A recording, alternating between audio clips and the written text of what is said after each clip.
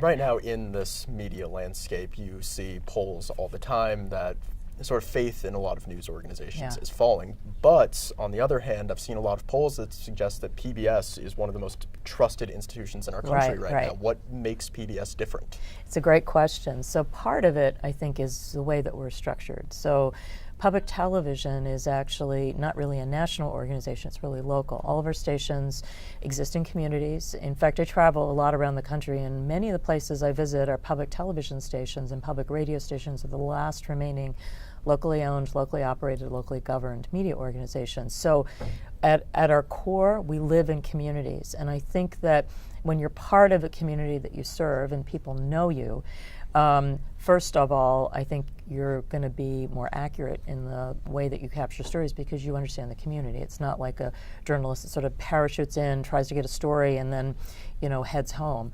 We are part of the communities we serve.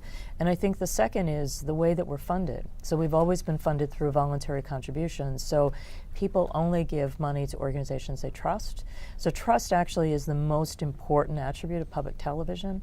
And we work very hard to make sure that we don't, look, everybody makes mistakes, but we work very hard that first not to make mistakes, but when things do happen, we admit it and try to make it better. And I think it builds from there.